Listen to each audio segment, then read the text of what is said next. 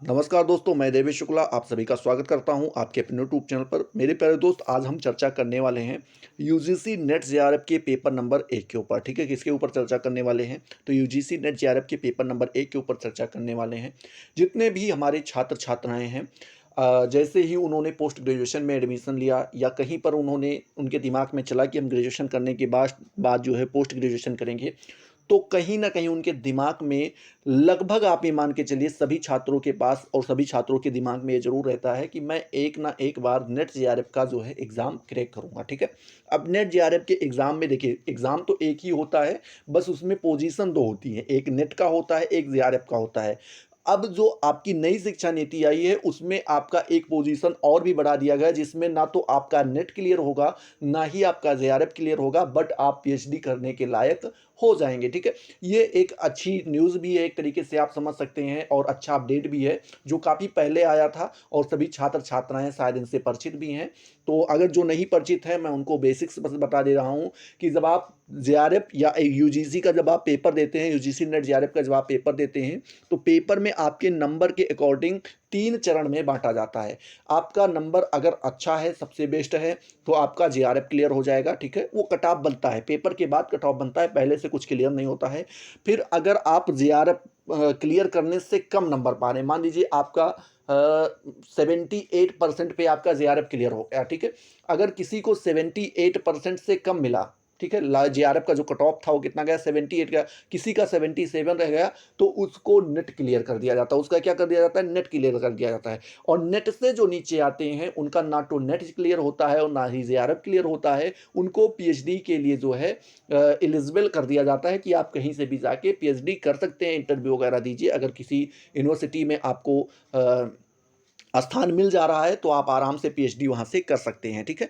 तो ये सारी चीज़ें एक वीडियो के अंतर्गत हम किसी दिन चर्चा करेंगे, अच्छे से जानेंगे कि हमें कैसे तैयारी करनी चाहिए, कब हमारे दिमाग में आया तो हमें उनके बारे में क्या-क्या जानकारियाँ होनी चाहिए, सारी चीज़ों के ऊपर हम चर्चा करेंगे। बट अभी हम बात करने वाले हैं किसके, पेपर नंबर 1 के क्वेश्चन आंसर के बारे में बात करेंगे। इसके 2 वीडियोज़ मैं पहले ला चुका हूँ, ठीक है? और ये आज का आपका तीसरा वीडियो है। एक चीज़ आपको ध्यान देने की बात ये है भैया, कि यहाँ पर हम केवल इकाई नंबर 1 के बारे में चर्चा करते हैं। किसके बारे में चर्चा करते हैं? तो इकाई नंबर 1 के बारे में ही चर्चा करते हैं। वो भी आपके सारे क्वेश्चंस किसमें होते हैं? हिंदी में होती हैं, ठीक है? अब देखिए, यहाँ पर चीज़ क्या है, हम हर एक इकाई को अलग-अलग इकाई के जितने भी क्वेश्चंस बन सकते हैं, मैं यूनिट वाइज़ आपको वो सारे क्वेश्चंस करवाऊँगा। आज ये आपकी इकाई नंबर 1 चल रही है। इसमें मैंने एक सीरीज़ स्टार्ट की थी टॉप 50 क्वेश्चंस की, ठीक है? लेकिन जो पिछली दूसरी वीडियो हमारी थी, उसमें लगभग 52 क्वेश्चंस हम लोगों ने कर लिए थे। आप लोगों का अच्छा खासा लाड प्यार मिला था, तो हमें लगा इस सीरीज को आगे बढ़ाना चाहिए। तो मैं वही 52 क्वेश्चंस के आगे जो है आज आपको सॉल्व करवाने वाला हूँ। अगर आपने पहला और दूसरा वीडियो नहीं देखा है, तो डिस्क्रिप्शन में लिंक दी हुई है, वहाँ पर आप जाकर आराम से देख सकते हैं। मैं इनकी यूनिट वाइज भी जो है प्लेलिस्ट बना के तैयार करूँगा, और ओवरऑल भी जो है आपकी प्लेलिस्ट बना के तैयार कर दी जाएगी, जिससे आप आराम से प्रिपरेशन कर सकें, ठीक है? और यहाँ पर मैं क्वेश्चंस आंसर के बारे में ही बात करने वाला हूँ। जब हमें ज़रूरत पड़ेगी, आप लोगों का डिमांड आएगा कि सर नहीं डिटेल्स में भी पढ़ाइए, तो वो चीज़ें की जाएँगी। बट अभी हम क्वेश्चन आंसर के बारे में चर्चा करने वाले हैं, तो वही चीज़ें क्या करते हैं, स्टार्ट करते हैं, ठीक है? चलिए, क्वेश्चन की ओर हम लोग चलते हैं। पिछले वीडियो में हमने 52 नंबर प्रश्न का जवाब नहीं दिया था, आप लोगों के ऊपर छोड़ा था कि आप लोग कमेंट सेक्शन में ज़रूर बताइए कि इसका ऑप्शन कौन सा सही होगा। तो एक बार मैं फिर से 52 नंबर क्वेश्चंस पढ़ दे रहा हूँ, उसके ऑप्शंस बता दे रहा हूँ, और साथ ही साथ आपको इसका आंसर भी बता दूंगा, ठीक है? चलिए, अब इसमें प्रश्न पूछा गया था कि प्रभावी शिक्षक होने की बहुत कम संभावना किसकी है? मतलब कि अगर कोई एक अच्छा टीचर बनना चाहता है, तो संभावनाएं कब कम हो जाती हैं? 4 ऑप्शन दिए गए हैं। वह जो बहुत अनुशासन प्रिय है, मतलब एक ऐसा व्यक्ति जो बहुत ज़्यादा अनुशासन प्रिय है, क्या वो एक प्रभावी टीचर बनने के लायक नहीं है? गलत बात है। यह एक प्रभावी टीचर बनने के लायक है जो अनुशासन प्रिय होता है, ठीक है? दूसरा ऑप्शन बी नंबर कह रहा है कि वह जो विषय को अच्छी प्रकार जानता है, मतलब कह रहे हैं कि ऐसा टीचर, ऐसा व्यक्ति जो विषय को, जो सब्जेक्ट वो पढ़ाना चाहता है, उसको बहुत अच्छे से अगर वो जानता है, तो क्या वह एक प्रभावी टीचर नहीं बन सकता है? बिल्कुल बन सकता है भैया, ये भी आपका सही है। देखिए, ऑप्शन तो आपका ये गलत है, आंसर आपका ये नहीं होगा, बट कोटेशन जो बोला गया है, या आप कह सकते हैं जो कथन दिया गया है, वो सही है। तो ये भी आपका ऑप्शन बिल्कुल गलत हो जाएगा।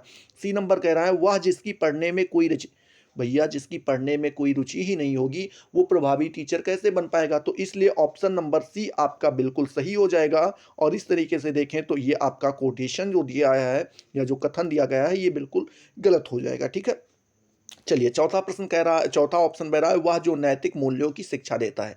तो सभी टीचर क्या करते हैं, नैतिक मूल्यों की शिक्षा देते हैं, वह उनका फर्ज होता है। ठीक है, अब चलते हैं 53 नंबर प्रश्न की ओर। इसका ऑप्शन नंबर सी सही हो जाएगा। जितने भी छात्र छात्राओं ने ऑप्शन नंबर सी लगा के रखा था उनका बिल्कुल सही जवाब है। ठीक है, इतना तो आप लोगों को समझ में आ ही गया होगा। लगातार आपने अगर 2 वीडियोस को देख रखा है तो आप बहुत अच्छे से समझ पाएंगे चीज़ों को। मैंने एक एक क्वेश्चन को दिखाया है, आपको पढ़ के बताया है कि ऑप्शन आपके सारे गलत क्यों होंगे। अगर उस रणनीति के साथ चलते हैं तो आपको आराम से पता चल जाएगा कि ऑप्शन इसका कौन सा सही होगा। ठीक है, चलिए 53 नंबर क्वेश्चन की ओर हम लोग बढ़ते हैं।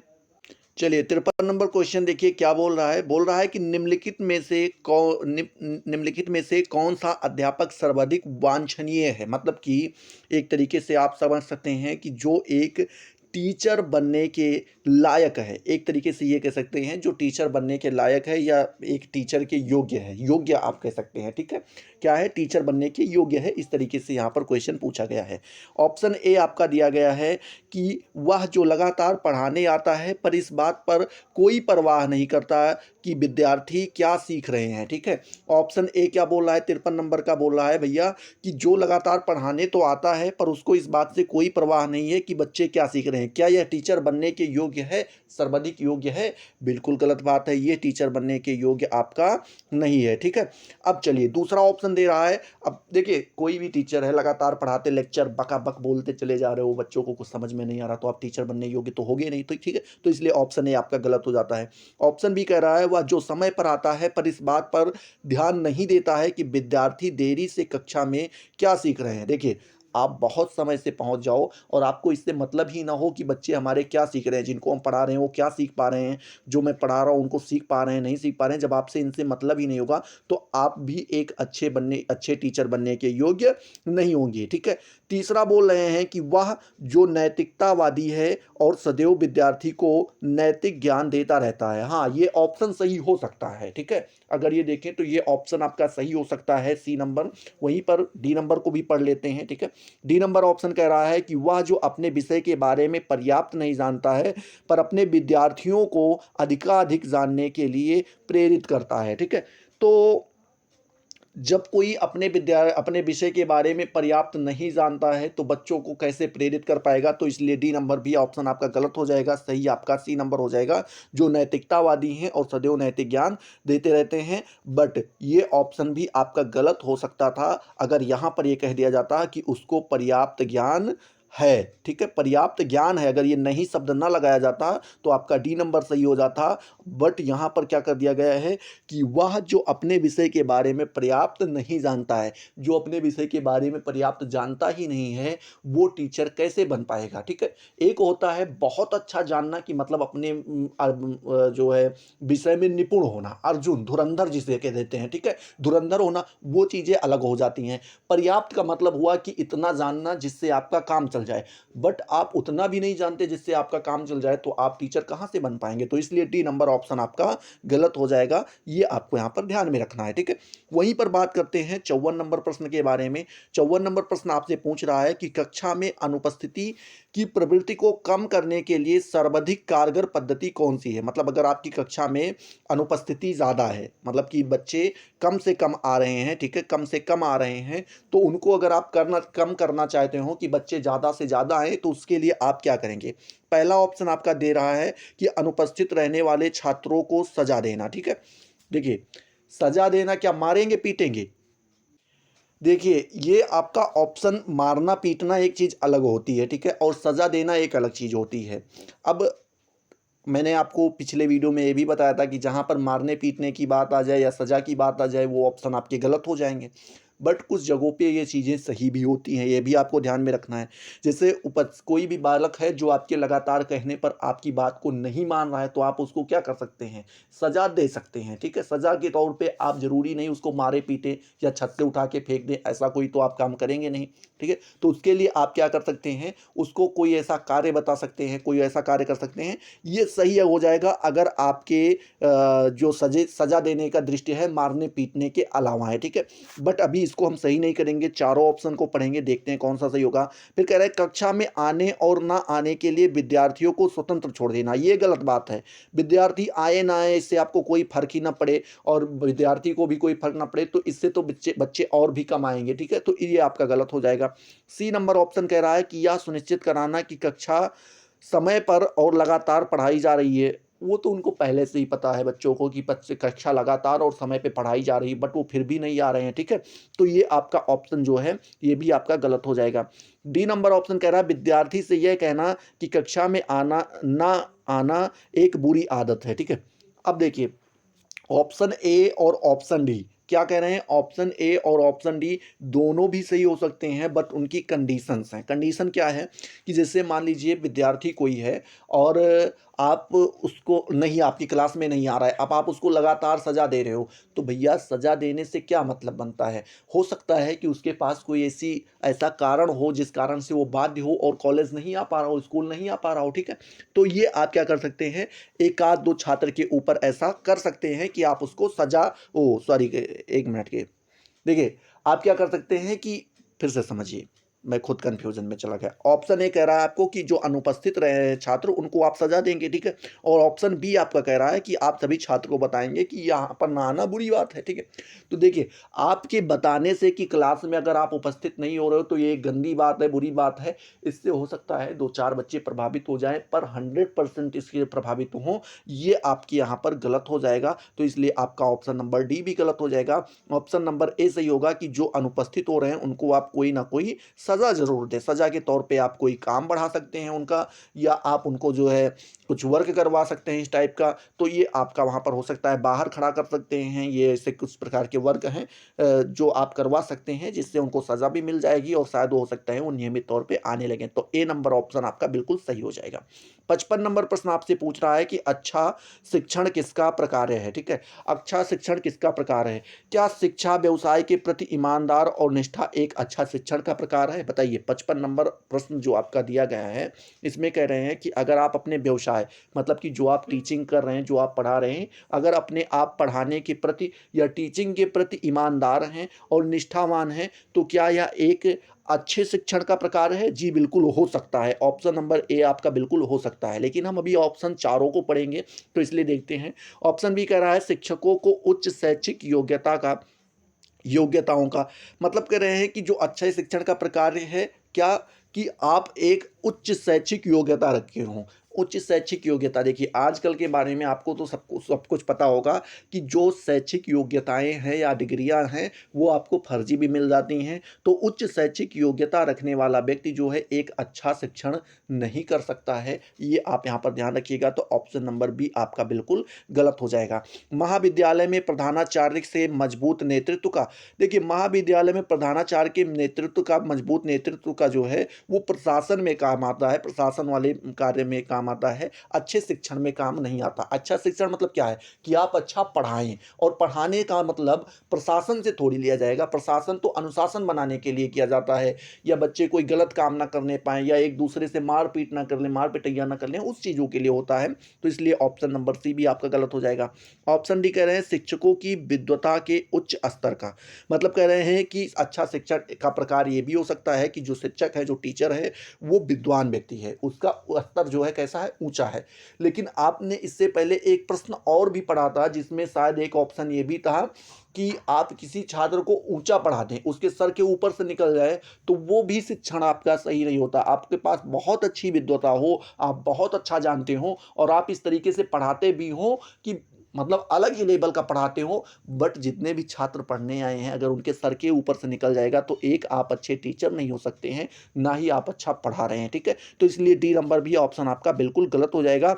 आपका जो व्यापार है या व्यवसाय, शिक्षा का जो व्यवसाय है, इसके प्रति आप ईमानदार रहें और निष्ठावान रहें, ठीक है। ईमानदारी मतलब कि ये जरूर देखें कि बच्चे क्या सीख रहे हैं क्या नहीं सीख रहे हैं, मतलब कि बेगारी ना करें, जो उनको सीखना है वो अच्छे से आप सिखाएं, ठीक है। वहीं पर बात करते हैं 56 नंबर प्रश्न के बारे में। तो 56 नंबर प्रश्न आपसे पूछ रहा है कि शिक्षक की मतलब जो टीचर होता है उसकी निम्नलिखित विशेषताओं में से कौन सी श्रेष्ठ कक्षा अनुशासन में सहायक है। मतलब कह रहे हैं कि टीचर की कौन सी ऐसी विशेषता है जो अगर आप श्रेष्ठ कक्षा कौन सी ऐसी विशेषता में से है, एक मिनट, शिक्षक की निम्नलिखित विशेषताओं में से कौन सी श्रेष्ठ कक्षा अनुशासन की विशेषता है, सहायक है। मतलब कि अगर आप कक्षा में अनुशासन बनाए रखना चाहते हैं तो उसके लिए आपका श्रेष्ठ ऑप्शन कौन सा सही होगा। क्या आपके पास आकर्षक व्यक्तित्व होना चाहिए, अट्रैक्टिव, आप कह सकते हैं पर्सनालिटी, अट्रैक्टिव पर्सनालिटी होनी चाहिए, उससे आपके कक्षा में अनुशासन बना रहेगा। बिल्कुल गलत बात है, पर्सनालिटी से आपके कक्षा में अनुशासन नहीं बन पाएगा। दूसरा, अच्छा आचरण और मोहक मुद्राएं और अच्छा आचरण, ये बिल्कुल गलत हो जाएगा। आपका बहुत अच्छा आचरण है और मोहक मुद्राएं हैं, मतलब कि आप ऐसे बैठ रहे हैं कि जिससे बालकों का मोह ले रहे हैं, एक तरीके से अपने तरफ आकर्षण बढ़ा ले रहे हैं, तो इससे आपकी कक्षाओं में अनुशासन नहीं बन पाएगा, ठीक है। ये 2-4 बच्चों के ऊपर हो सकता है प्रभावी, बट पूरी कक्षा के ऊपर प्रभावशाली नहीं होगा, ठीक है। फिर बोल रहे हैं कि सादा जीवन भैया, क्या सादा जीवन से कक्षा को क्या लेना देना है, कोई लेना देना नहीं। तो यानी आप प्रभावी शिक्षण मतलब कि अच्छे से अगर आप पढ़ा रहे हैं, ऐसा पढ़ा रहे हैं जिसका प्रभाव बालकों के ऊपर दिखाई पड़ रहा है, तो वो अनुशासन के साथ आपकी कक्षा में बैठे रहेंगे, ठीक है। तो इस तरीके से आपका 56 नंबर ऑप्शन बिल्कुल सही हो जाएगा। वहीं पर आपसे पूछ रहे हैं 57 नंबर प्रश्न कि भैया आप अध्यापन को अन्य व्यवसायों का पर प्राथमिकता क्यों देते हैं। मतलब कह रहे हैं कि अगर आप देखें तो आप अध्यापन को, और भी व्यवसाय हैं दुनिया में, ऐसा नहीं है कि टीचिंग वाला ही है, तो आप इसको ही प्राथमिकता क्यों दे रहे हैं। क्या मानवता की सेवा के लिए, मतलब कि जो मानवता है उसकी आप सेवा करना चाहते हैं, इसके लिए इसको आप जो है इस व्यवसाय को प्राथमिकता दे रहे हैं, बिल्कुल गलत बात है। मानवता की सेवा के लिए आप सिविल सर्विसेज ज्वाइन कीजिए, जैसे कि आईएएस पीसीएस वगैरह ये सब हुआ, या आप कह सकते हैं पुलिस वगैरह, इन सारी चीज़ों को ज्वाइन कीजिए। ये व्यवसाय अच्छे हैं जिसमें आप मानवता की सेवा कर सकते हैं। अध्यापन से प्रेम के लिए, हाँ, ये आपका ऑप्शन सही हो जाएगा, क्योंकि प्रोफेशन वही आपको चूज करना चाहिए जिससे आपको प्यार हो, जिससे आपको लगाव हो, ठीक है। फिर युवकों से प्रेम के लिए आप अध्यापन का कार्य चुनेंगे, बिल्कुल गलत ऑप्शन है सी नंबर, ठीक है। डी नंबर ऑप्शन वहीं पर कह रहा है विषय में निपुणता प्राप्त करने के लिए। भाई आप अपने विषय में निपुण होना चाहते हैं, इसलिए आप पढ़ाना शुरू कर देंगे, ये भी आपका ऑप्शन गलत हो जाएगा। तो इसलिए आपको अध्यापन से प्रेम है, मतलब कि टीचिंग का जो कार्य है उससे आपको प्रेम है, स्नेह है, तो इसलिए आप जो है अध्यापन का काम शुरू कर रहे हैं, पढ़ाना चाहते हैं, अध्यापन का कार्य शुरू कर रहे हैं। ऑप्शन नंबर बी आपका बिल्कुल सही हो जाएगा, ठीक है। वहीं पर बात करते हैं 58 नंबर प्रश्न के बारे में। तो 58 नंबर प्रश्न पूछ रहा है कि यदि छात्र आपकी कक्षा में उपस्थित नहीं हो रहे हैं, ठीक है, मतलब किसी तरीके से छात्र जो है आपकी कक्षा में उपस्थित नहीं हो पा रहे हैं, प्रेजेंट नहीं हो पा रहे हैं, तो आप एक अध्यापक के रूप में क्या करेंगे, ठीक है। 4 ऑप्शन आपको दिए गए हैं, एक सिचुएशन दी गई है कि अगर कोई छात्र है, ठीक है, छात्र आपकी कक्षा में उपस्थित नहीं हो रहे हैं, नहीं आ पा रहे हैं, किसी भी कारणवश नहीं आ रहे हैं, मतलब वो अपने मन से ना आ रहे हों, क्या कारण है, तो उसमें से आप क्या करेंगे। आप एक अध्यापक होने के नाते क्या करने वाले हैं। क्या आप यथार्थ को नज़रअंदाज कर देंगे, मतलब कि बच्चे नहीं आ रहे हैं इस चीज़ को आप नज़रअंदाज कर देंगे, बिल्कुल गलत बात है, ऑप्शन ए आपका गलत हो जाएगा। लड़कों को दंड देंगे, भैया लड़कों को दंड देंगे, वही मैंने आपको बताया था ना कि वहाँ पर अगर दंड देना और सजा देना दो चीज़ें अलग अलग होती है। दंड का मतलब सीधा मार पिटैया से ले लिया जाता है, कत्लेआम करो वो दंड होता है, ठीक है, मारो पीटो वो दंड होता है। तो दंड चीज़ अलग हो जाती है और सजा चीज़ अलग हो जाती है। अभी हमने ऊपर वाले प्रश्न में जो है बात किया था आपसे, तो दंड शब्द आपके ऑप्शन में हमेशा गलत होगा। सजा शब्द हो सकता है सही हो जाए, लेकिन दंड की कोई गुंजाइश नहीं है, ठीक है। सी नंबर ऑप्शन कह रहे हैं कि अपने अध्यापन को प्रभावशाली तथा रुचिकर बनाने का प्रयास करेंगे। हाँ, ये ऑप्शन हो सकता है कि आपके लिए सही हो कि आप अपने जो आपका टीचिंग स्टाइल है उसको थोड़ा प्रभावशाली बनाएं, उसको रुचिकर मतलब इंटरेस्टिंग बनाएं, तो इससे छात्र हो सकता है ज़्यादा से ज़्यादा आपकी कक्षा में उपस्थित हों। ठीक है, बट ये भी आप समझ सकते हैं कि उसके बाद भी छात्र नहीं पहुंच रहे हैं। ठीक है, मतलब आप बहुत अच्छा पढ़ा रहे हो फिर भी अगर छात्र नहीं पहुंच रहे हैं, ऐसा भी ऑप्शन हो सकता है। तो इसलिए सी नंबर को अभी हम कंफर्म नहीं करेंगे। डी नंबर ऑप्शन कह रहे हैं कारण को जानने का प्रयास करेंगे तथा उसे दूर करेंगे। देखिए, जब ऐसे देखिए दो ऑप्शन आपको दिए गए हैं, सी भी आपको सही लग रहा है और डी भी आपको सही लग रहा है।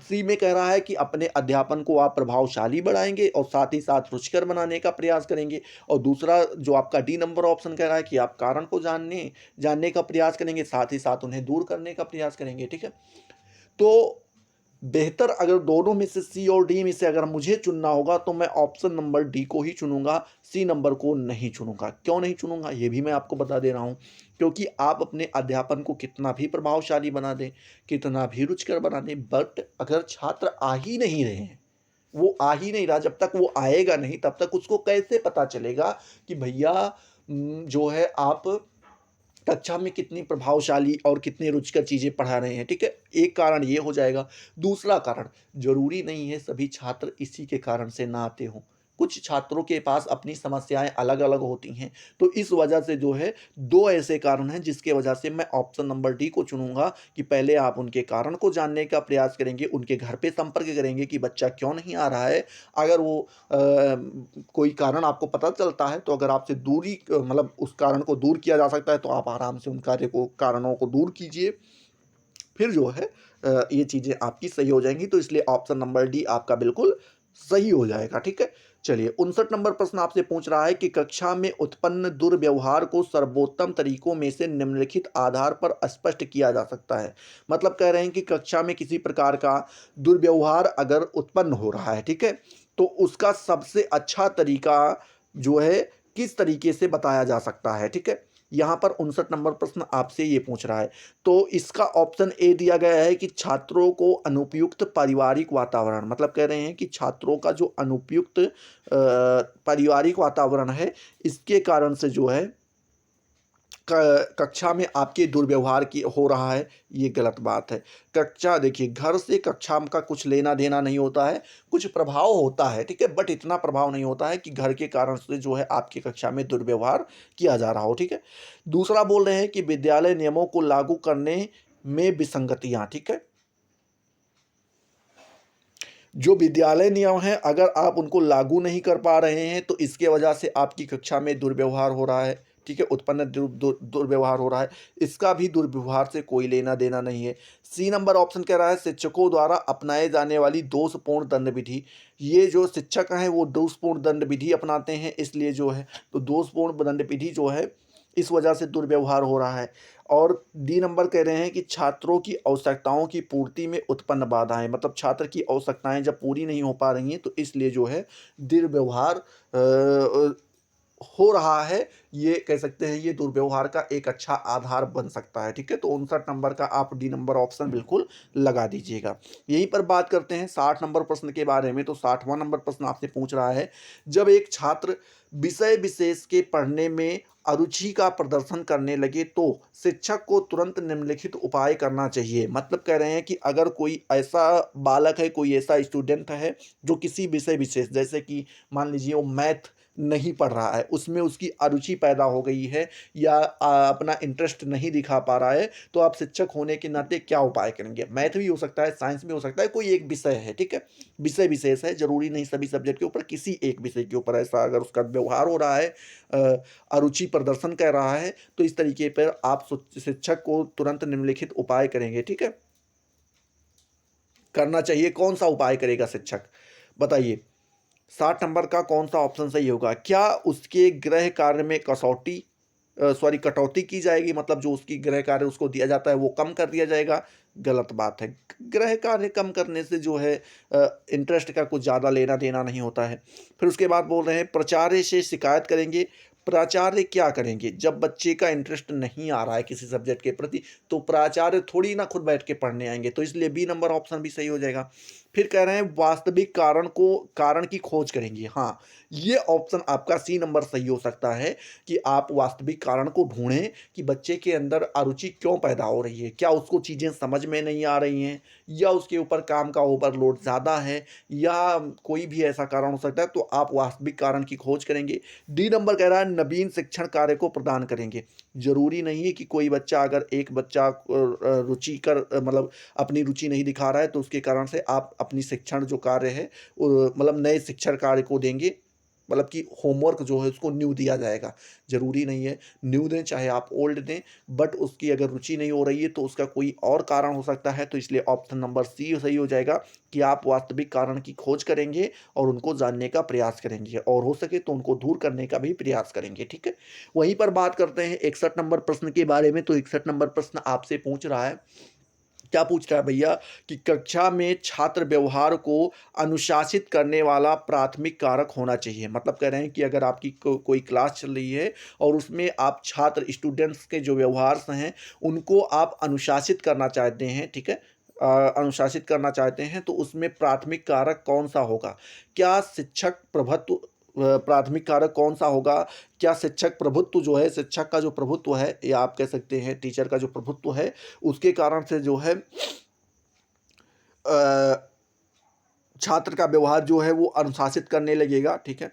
क्या फिर आपके छात्र मित्र मंडली के कारण से जो है आपका जो छात्र है वो आपके मतलब व्यवहार को अनुशासित कर लेगा, या छात्र प्रेरणाओं के कारण, या फिर पुरस्कार दंड प्रविधि के कारण? ठीक है, देखिए पहले क्वेश्चन को अच्छे से समझिए। 61 नंबर कह क्या रहा है, वो कह रहा है कि छात्र कक्षा में, अगर छात्र जो है कक्षा में छात्र व्यवहार को अनुशासित करने वाला प्राथमिक कारक कौन सा होगा? छात्रों के अंदर जो है अनुशासन पैदा हो सके, ऐसे कारक के बारे में बताइए। देखिए, पहली बात तो छात्र शिक्षक के प्रभुत्व का जो है थोड़ा बहुत असर पड़ता है अनुशासन के ऊपर, पर उतना नहीं पड़ता है, ठीक है। दूसरा बोल रहे हैं कि छात्र की मित्र मंडली जो है वो छात्र को बिगाड़ने का कार्य करती है, वो उसको जो है अनुशासन उनके अंदर पैदा कर नहीं करती है, ठीक है। छात्र प्रेरणाएं मतलब कि आप कह सकते हैं स्टूडेंट मोटिवेशन। हाँ, मोटिवेशन जो है ये अनुशासन में जो है अच्छा वर्क करता है, तो इसलिए सी नंबर ऑप्शन आपका सही हो जाएगा। डी नंबर कह रहे हैं पुरस्कार दंड विधि, तो पुरस्कार दंड विधि से आप प्रोत्साहन दे सकते हैं, अनुशासन नहीं पैदा कर सकते हैं, ठीक है। अनुशासन नहीं पैदा कर सकते हैं, आप प्रोत्साहन दे सकते हैं, जिससे वो मोटिवेशन आप दे सकते हैं, तो प्रेरणाएं आप दे सकते हैं, और उससे आप अनुशासन पैदा नहीं कर सकते हैं, ठीक है। ये आपको यहाँ पर ध्यान में रखना है। ये नहीं कह सकते कि जो छात्र जितना अनुशासित रहेगा उसको उतना ही बड़ा इनाम दिया जाएगा, ऐसा आप कुछ कर नहीं सकते हैं, तो इसलिए आपका ये ऑप्शन गलत हो जाएगा, ठीक है। चलिए, अगला प्रश्न पूछ रहा है निम्नलिखित में से कौन सी परिस्थिति में एक छात्र को अनुशासन हीन होने की संभावना न्यूनतम होगी? मतलब कह रहे हैं कुछ परिस्थितियां दी गई हैं, और उन परिस्थितियों में से कौन सी ऐसी परिस्थिति है जिसमें छात्र अनुशासनहीन होने की संभावना जो है वो क्या हो जाएगी, बिल्कुल कम हो जाएगी, कि छात्र कम से कम अनुशासनहीनता की ओर बढ़ पाएंगे। देखिए, चार ऑप्शन आपको यहाँ पर दिया भी गया है।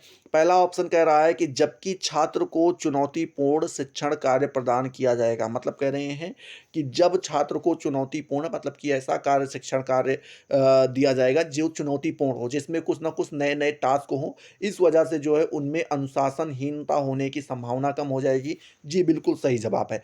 अगर टीचर एक तरीके से समझिए कि अपने छात्र को ऐसे होमवर्क दे रहा है जिसमें क्या है भैया, नए नए चुनौतीपूर्ण वर्क दिए गए हैं। चुनौतीपूर्ण मतलब कि इतना इसको अचीव करना है, तो छात्र उन वर्कों को पूर्ण करने में फंसेगा, और इससे उसमें अनुशासनहीनता की कमी हो जाएगी, ठीक है। चलिए, बी नंबर ऑप्शन कह रहा है जबकि शिक्षक छात्र से कक्षा में तर्क को तर्क करेंगे। तर्क को तर्क करोगे भैया तो अनुशासनहीनता और बढ़ जाएगी, इसलिए ऑप्शन बी आपका बिल्कुल गलत हो जाएगा। कक्षा में सभी छात्र उससे घृणा करें। भैया, जब कक्षा के सभी छात्र उससे घृणा करेंगे तो वो अनुशासित थोड़ी होगा, वो तो एकदम बौराहा हो जाएगा, पागल हो जाएगा। डी नंबर ऑप्शन कह रहा है जबकि शिक्षक उसे एक आदर्श प्रतिमान के रूप में स्थापित करे। मतलब कह रहे हैं कि अगर आप उसको आदर्श प्रतिमान मतलब दिखा देंगे कि इससे अच्छा कोई नहीं है, तो वो एक अनुशासन का काम नहीं कर पाएगा, ठीक है। इस स्थिति में जो है आपका कार्य बिगड़ भी सकता है। तो आप यहाँ पर बता सकते हैं कि एक छात्र के अनुशासनहीनता होने की संभावना कब कम हो जाती है, जब छात्र को चुनौतीपूर्ण शिक्षण कार्य दिए जाते हैं, ठीक है। चलिए अब बात करते हैं किसके बारे में, 63 नंबर मतलब 63 नंबर क्वेश्चन के बारे में। 63 नंबर क्वेश्चन आपसे कह रहा है कि यदि एक अध्यापक ऐसे विचारों के संपर्क में आता है जो दूसरों के लिए समझना मुश्किल है, तो उसे चाहिए कि, मतलब कह रहे हैं कि अगर कोई ऐसा अध्यापक है जो ऐसे विचारों के संपर्क में आ जा रहा है जिससे क्या हो रहा है भैया कि दूसरों के लिए समझना मुश्किल है, मतलब दूसरे लोग उसे समझ नहीं पा रहे हैं, ठीक है। तो उसे क्या करना चाहिए, खुशी खुशी दूसरों को समझाने के लिए तैयार रहे। मतलब कि क्या वो एकदम मतलब कि कोई भी चीज़ आप किसी छात्र को समझा रहे हैं या किसी व्यक्ति को समझा रहे हैं बैठ के, अगर वो बेचारा नहीं समझ पा रहा है तो आप क्या करेंगे ऐसी स्थिति में। ऑप्शन नंबर ए कह रहा है कि आप खुशी खुशी दूसरे को, मतलब जो बैठा है सामने, उसको समझाने के लिए तैयार रहेंगे। हाँ, ये ऑप्शन आपका हो सकता है, बट अभी हम सही नहीं करेंगे, ठीक है। दूसरा ऑप्शन कह रहा है कि उपकार के रूप में या फिरा लेकर,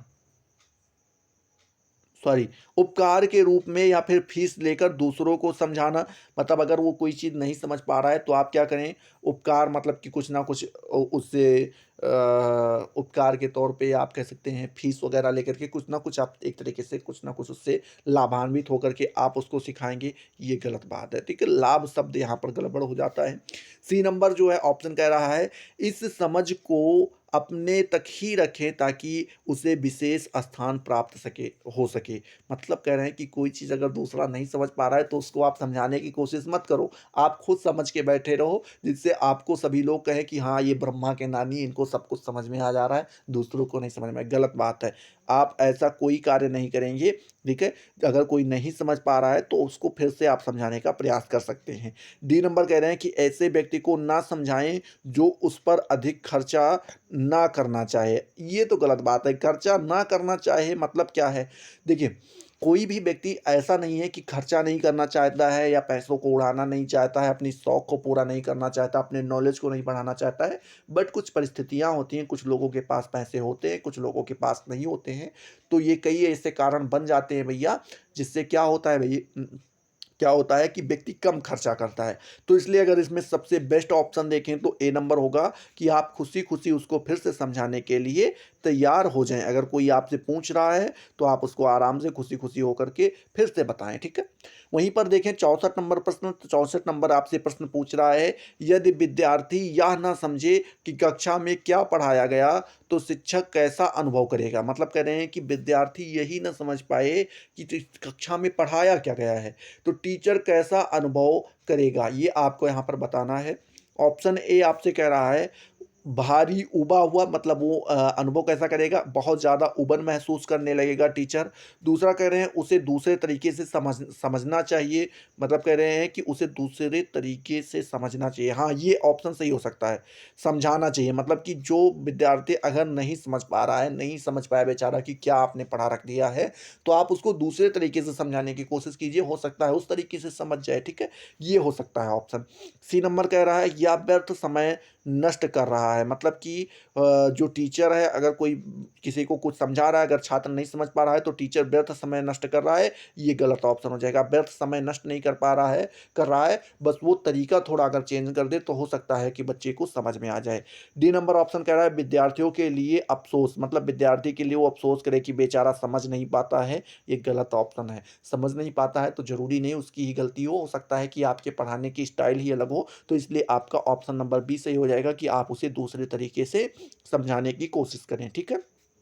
चलिए 65 नंबर ऑप्शन आपसे पूछ रहा है, 65 नंबर प्रश्न, ऑप्शन कह रहे हैं 65 नंबर प्रश्न आपसे पूछ रहा है कि अधिकांश शिक्षाविदों का ऐसा विचार है कि विवाद विवादास्पद विषयों के संदर्भ में, मतलब कह रहे हैं कि कोई ऐसा विषय है जिस पर विवाद हो जा रहा है, ठीक है, कोई विवाद वाला विषय है, तो उस पर सभी अधिकांश मतलब लगभग आप कह सकते हैं कि ज़्यादा से ज़्यादा शिक्षाविद या शिक्षा शास्त्री आप कह सकते हैं, उनका जो है विचार क्या है, विवादास्पद विषयों के संदर्भ में उनका विचार क्या है। क्या वे खुले विचार विमर्श को प्राथमिकता दी जानी चाहिए, वो बोल रहे हैं कि जो मान लीजिए कोई विवादपूर्ण टॉपिक है, ठीक है, कोई विवादपूर्ण टॉपिक है या विषय है, और उस पर जितने भी शिक्षाविद हैं उनका कहना क्या है, लगभग लोगों का कहना क्या है। क्या वो ऑप्शन नंबर ए कहते हैं, ए कि खुले विचार विमर्श की प्राथमिकता दी जानी चाहिए, सही बात है। अगर कोई विवाद का विषय है तो उस पे आप खुले मंच पे जो है क्या कर सकते हैं, विचार विमर्श कर सकते हैं, पर या आप सतर्कता बरतनी चाहिए। सतर्कता बरतने से विवाद दूर नहीं होता है, ये आप यहाँ पर ध्यान रखिए। ऑप्शन बी गलत हो जाएगा। ऑप्शन सी कह रहे हैं कक्षा में बहस नहीं करनी चाहिए। क्यों नहीं करनी चाहिए? अगर कोई विवाद की बात है तो आप बहस कर सकते हैं उसके ऊपर। डी नंबर ऑप्शन कह रहा है कि छात्रों को स्वतंत्र रूप से बहस करनी चाहिए। छात्रों को स्वतंत्र रूप से बहस करनी चाहिए, ये भी ऑप्शन आपका बिल्कुल गलत हो जाएगा। बहस करने से कोई फायदा नहीं है, मतलब कि छात्रों के बहस करने से। इसको क्या करना चाहिए, सभी लोग, टीचर और छात्र दोनों मिलकर क्या करें भैया, खुले प्रकार से विचार विमर्श करें और उससे जो विवाद विषय है, विवादित विषय है, उसको क्या करें, क्लियर करें, जिससे आपका टॉपिक वो क्लियर हो सके। ठीक है, चलिए 66 नंबर प्रश्न आपसे पूछ रहा है, मैं ऐसे अध्यापक की प्रशंसा करूंगा जो, मतलब कह रहा है कि अगर आप एक अच्छे टीचर की प्रशंसा करने चाहें तो कौन से टीचर की प्रशंसा करेंगे। इसमें से आपके 4 ऑप्शन दिए गए हैं। पहला कह रहे हैं कि अपने विद्यार्थियों पर मजबूत नियंत्रण रखता हो। नियंत्रण जो है आर्मी के लोग रखते हैं अपने सैनिकों के ऊपर, जिनको आप कह सकते हैं मेजर वगैरह होते हैं, वो अपने उनके ऊपर रखते हैं।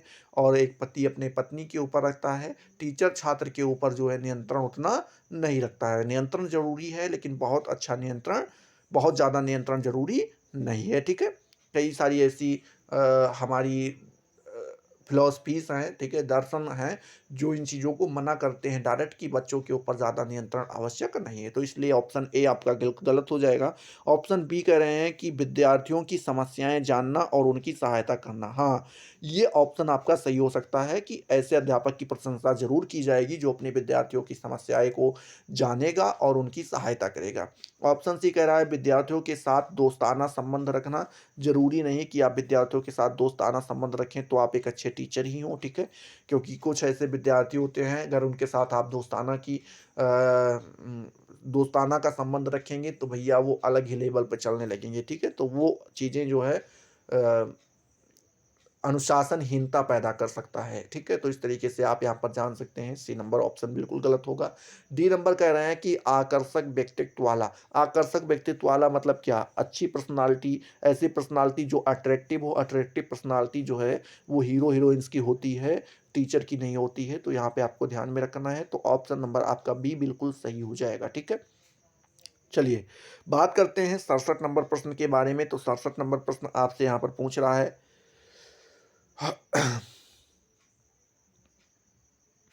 थोड़ा समझिए। हाँ, 67 नंबर प्रश्न पूछ रहा है, एक बहुविकल्पीय प्रश्न के लिए विकल्प पदों का निर्माण करने के लिए शिक्षक को करना चाहिए। मतलब कह रहे हैं कि अगर आप एक बहुविकल्पीय प्रश्न जो है तैयार करते हैं और उनके वैकल्पिक प्रश्न, मतलब कि आप उनके विकल्प तैयार करते हैं, तो उसके लिए टीचर को क्या करना चाहिए। ठीक है, 4 ऑप्शन आपको दिए गए हैं।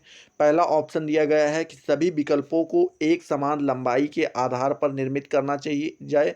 मतलब लंबाई के हिसाब से अगर आप ऑप्शन निर्मित करेंगे तो ऑप्शन निर्मित नहीं हो पाएंगे। तो इसलिए ऑप्शन जो है ये गलत हो जाएगा। ठीक है, कहीं कपड़ा नहीं नपवाना है कि सबकी लंबाई एक जैसी होनी चाहिए, ये आपको यहाँ पे ध्यान में रखना है। बी नंबर ऑप्शन कह रहा है कि सभी विकल्पों को अलग अलग लंबाई के आधार पर। लंबाई शब्द ही गलत है यार, ऑप्शन के लिए लंबाई थोड़ी कोई यूज करता है।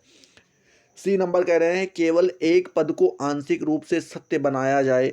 मतलब कह रहे हैं कि केवल एक ही पद को आंशिक रूप से सत्य बना दिया जाए। क्या यही ऑप्शन है? बिल्कुल गलत है। फिर कह रहे हैं एक विकल्प को अन्य विकल्पों की तुलना में आसान बनाने से बचा जाए। मतलब कह रहे हैं कि एक विकल्प को अन्य विकल्पों की तुलना में क्या हो, असमान बनाने से बचा जाए। असमान बनाने से आप बचें कि वो एक दूसरे से असमान, बहुत ज़्यादा अलग ना हो। ठीक है, मतलब मिलते जुलते ऑप्शन रहें, जिससे कि क्या हो कि बच्चों के अंदर कंफ्यूजन पैदा हो सके। ठीक है, एक अध्यापक होने के नाते आप ये कर सकते हैं। डी नंबर बिल्कुल सही हो जाएगा। 68 नंबर प्रश्न आपसे यहीं पर पूछ रहा है, ठीक है, 68 नंबर प्रश्न आपसे पूछ रहा है कि एक प्रभावी शिक्षण में निम्नलिखित गुण नहीं पाया जाता है। मतलब कह रहे हैं कि आप एक ऐसा टीचिंग जो क्या है प्रभावी है, ठीक है, उसमें कौन से गुण नहीं पाए जाते हैं। वाद विवाद प्रविधियां ये तो पाई जाती हैं। अगर प्रभावी शिक्षण की बात की जाए तो उसमें वाद विवाद प्रविधियां आ जाती हैं, ठीक है, इसलिए ये ऑप्शन आपका बिल्कुल गलत होगा। दूसरा कह रहे हैं गृह कार्यों का बोझ, अच्छे शिक्षण में गृह कार्यों का बोझ भी दिया जाता है, तो ऑप्शन नंबर बी भी आपका बिल्कुल गलत हो जाएगा। ऑप्शन नंबर सी जो है दिया गया है कि समस्या समाधान को प्रोत्साहन करने वाले अवसर, ये भी सही हो जाएगा। मतलब ये ऑप्शन आपका बिल्कुल गलत हो जाएगा। प्रभावी शिक्षण में जो है समस्या समाधान को प्रोत्साहित करने का अवसर भी दिया जाता है। फिर कह रहे हैं कि डी नंबर ऑप्शन पाठों को रटना। देखिए जहां पर रटना या फिर याद करने की चीज आ जाए, रटंत विद्या की बात आ जाए, वो ऑप्शन आपका तुरंत गलत हो जाए, वही ऑप्शन वो तुरंत ऑप्शन गलत हो जाएगा। तो इसलिए ये ऑप्शन आपका सही होगा, बट कोटेशन आपका ये गलत हो जाएगा, ठीक है, ये आपको यहाँ पर ध्यान में रखना है। बात करते हैं 69 नंबर प्रश्न के बारे में। तो 69 नंबर प्रश्न आपसे यहाँ पर पूछ रहा है, क्या पूछ रहा है, यदि छात्रों का शैक्षिक रिकॉर्ड जो है अत्यधिक उत्तम है तो शिक्षक को निम्नलिखित कार्य करने की आवश्यकता है। मतलब कह रहे हैं कि अगर कोई छात्र है उसके शैक्षिक रिकॉर्ड को देखें तो वो काफ़ी ज़्यादा अच्छा है, मतलब कि लगातार कक्षाओं में अच्छा परफॉर्मेंस ये कर रहा है, तो शिक्षक को निम्नलिखित में से कौन से कार्य करने चाहिए ये आपको यहाँ पर बताना है। वह केवल छात्रों को अधिगम सामग्री के खोजने में सहायता करे तथा उन्हें संदर्भ सूची प्रदान करे। गलत ऑप्शन है, गलत ऑप्शन है। वो छात्र को केवल अधिगम सामग्री खोजने के लिए सहायता नहीं करेगा और ना ही उन्हें संदर्भ सूची प्रदान करेगा, ठीक है, ये गलत ऑप्शन हो जाएगा। बी नंबर, छात्रों को प्रस्तुतिकरण में मदद करें किंतु उन्हें उनकी तैयारी स्वतंत्रता रूप से करने दें। देखिए क्या कह रहे हैं कि छात्रों की प्रस्तुतिकरण मतलब जो वो प्रस्तुत करना चाहते हैं उसमें उनकी मदद करें, परंतु उनकी जो तैयारी है उसे स्वतंत्रता रूप से क्या करने दें, ठीक है, ये ऑप्शन आपका सही हो सकता है, बट इसके ऊपर अभी हम टिक नहीं लगाएंगे क्योंकि सी और डी ऑप्शन आपका बचा है। सी नंबर ऑप्शन कह रहा है कि छात्रों को स्वयं तैयारी करने के पर्याप्त अवसर दें तथा उन्हें स्वनिर्देशित होने दें। देखिए अगर कोई बहुत अच्छा पढ़ने में है तो वो ये ऑप्शन सी नंबर चुन सकता है, बट इसके ऊपर भी अभी हम कमांड नहीं करेंगे क्योंकि ऑप्शन नंबर डी भी आपके सामने है, ठीक है, अभी बी और डी में चल रहा है। वैसे देखें तो बी की अपेक्षा बी और की अपेक्षा सी आपका ज़्यादा सही ऑप्शन है, ठीक है। क्यों सही है, क्योंकि यहाँ पर प्रस्तुतिकरण में छात्र की मदद कौन कर रहा है, शिक्षक कर रहा है, और यहाँ पर छात्र स्वयं तैयार कर रहा है, ठीक है। ये क्या कर रहे हैं, छात्रों को स्वयं तैयारी करने का पर्याप्त अवसर देना चाहिए क्योंकि वो वैसे भी पढ़ने में अच्छा है, ठीक है, अच्छा रिकॉर्ड उसका रहा है, तो इसलिए उसको स्वयं दें तथा उन्हें स्वनिर्देशित करें। तो इसमें छात्र खुद है और यहाँ पर टीचर के ऊपर डिपेंड हो जाता है, तो इसलिए बी की जगह पे सी नंबर ऑप्शन ज़्यादा बेटर हो जाएगा। बट हम बात करने वाले हैं डी नंबर ऑप्शन के बारे में। डी नंबर ऑप्शन कह रहा है कि छात्रों की तैयारियां पाठ्य पुस्तकीय मात्र तो नहीं है, इसका निरीक्षण करें। मतलब कह रहे हैं कि जो छात्र की तैयारियां हैं वो पाठ्य पुस्तकीय मात्र तो नहीं, मतलब केवल पाठ्य पुस्तक को ही तो नहीं पढ़ रहा है, इसको जाने, ठीक है, ये गलत बात है। इसके जानने से क्या लेना देना है, तो डी नंबर ऑप्शन सही हो जाएगा। तो बी में से सी हम सही, बी और सी में से सी को सही मार देंगे, तो इसलिए आप यहाँ पर सी नंबर ऑप्शन 69 का सही कर दीजिएगा, ठीक है।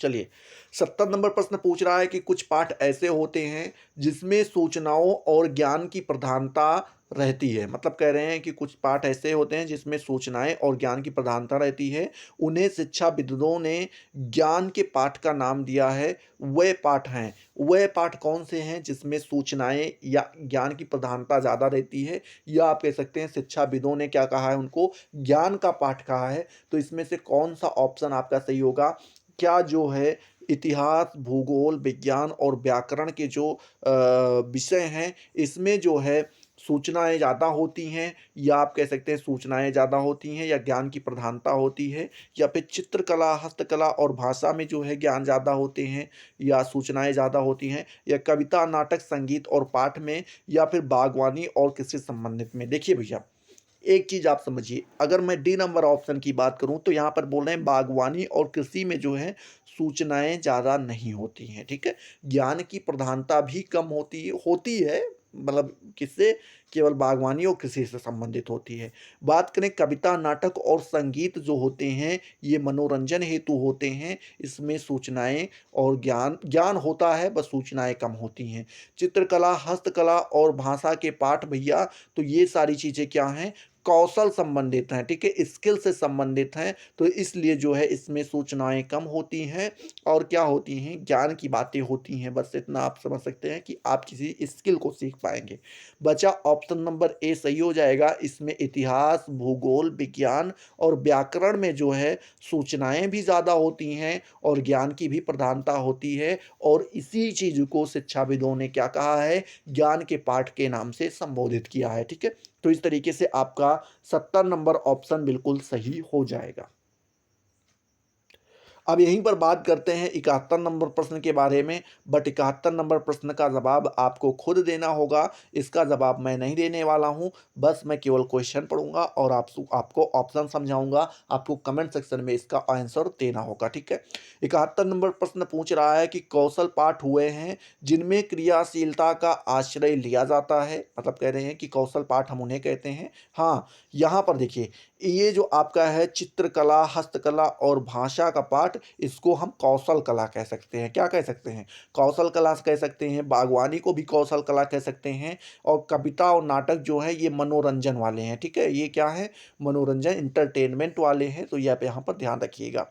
चलिए, बस नाम वो थोड़ा सा एग्जैक्ट नहीं आ रहा था, क्या कह सकते हैं। 71 नंबर क्या कह रहा है कि कौशल पाठ हुए हैं जिनमें क्रियाशीलता का आश्रय लिया जाता है, मतलब कह रहे हैं कौशल पाठ में क्या किया जाता है, काम ज़्यादा करवाए जाते हैं। तो सही बात है, कौशल में काम को ज़्यादा करवाया जाता है जिससे वो अच्छे से सीख पाएँ, ठीक है? कौशल पाठों को पढ़ते समय क्रिया के चुनाव के विषय में कौन सा कथन ठीक नहीं है, मतलब बोल रहे हैं कि जब आप कौशल पाठ को पढ़ रहे हैं तो उस समय क्रिया चुनाव के विषय में कौन सा कथन जो है इनमें से सही नहीं होगा। ऑप्शन ए आपका दिया गया है, क्रिया अत्यधिक कठिन होनी चाहिए क्योंकि कठिनता ही निरस्ता की जननी है, ठीक है? ऑप्शन नंबर ए क्या कह रहे हैं कि क्रिया जो है वो क्या ऐसी होनी चाहिए, कठिन होनी चाहिए, और ये कठिनता ही क्या हो जाता है, निरस्ता, मतलब बच्चों के अंदर निरस्ता पैदा करती है। तो इस वजह से जो है ये ऑप्शन नंबर ए कह रहा है, ठीक है? ऑप्शन नंबर बी कह रहा है कि क्रिया इस प्रकार की होनी चाहिए कि बालकों को आवश्यकता से अधिक श्रम ना करना पड़े, मतलब कह रहे हैं कि क्रिया ऐसी होनी चाहिए जिसमें जितनी आवश्यकता है उतना ही श्रम हो, ज़्यादा श्रम बच्चों को ना करना पड़े, ठीक है? सी नंबर ऑप्शन कह रहा है कि क्रिया करते समय बालकों को अनुकरण की अनुमति नहीं दी जानी चाहिए, मतलब कह रहे हैं कि जब वो कार्य करें तो उस समय उनको अनुकरण, मतलब कि सीखने की अनुमति नहीं देनी चाहिए। क्या ऐसा सही होगा? डी नंबर कह रहे हैं कि बालकों को में क्रिया के प्रति जिज्ञासा उत्पन्न करनी चाहिए। क्रिया जब वो कोई कार्य करें तो उसके प्रति उनको जिज्ञासा उत्पन्न करनी चाहिए। तो देखिए, आपको जो है 4 ऑप्शन दिए गए हैं, चारों में से मुझे तो एकदम क्लियर हो गया कि ऑप्शन नंबर आपका कौन-सा सही होगा। अब आपको बताना है कि क्या ए नंबर ऑप्शन सही है कि कठिन कार्य दें और कठिन कार्य से बालकों के अंदर जो है निरस्ता आ जाएगी, या फिर ऑप्शन बी सही होगा कि इस प्रकार का कार्य होना मतलब क्रिया इस प्रकार की होनी चाहिए जिसमें बालकों की आवश्यकता से ज़्यादा उनको काम ना करना पड़े, या फिर क्रिया करते समय बालकों को ये रोका जाए कि भैया तुम कुछ भी यहाँ पर सीखोगे नहीं, कुछ जानने का प्रयास नहीं करोगे, ये रोका जाए। या फिर डी नंबर ऑप्शन, उनको बालक बालक जो लोग हैं उनमें जो है क्या करनी चाहिए, क्रिया के प्रति जिज्ञासा, मतलब जानने की लालसा उत्पन्न करनी चाहिए, ठीक है? तो इस तरीके से आप यहाँ पर जो है ऑप्शन लगाइएगा, चारों में से जो भी आपका ऑप्शन सही होगा। बाकी वीडियो आपको पसंद आया है तो वीडियो को लाइक करो, अपने दोस्तों के साथ शेयर करो। अभी तक अगर आपने चैनल को सब्सक्राइब नहीं किया तो सब्सक्राइब करके बेल वाले आइकन को जरूर प्रेस कर दो, जिससे आपको सारी नोटिफिकेशन मिलती रहें और आप उनसे लगातार लाभान्वित होते रहें, ठीक है? तो चलिए अगले वीडियो में मिलते हैं नए जोश नए टॉपिक के साथ। तब तक के लिए जय हिंद, जय भारत।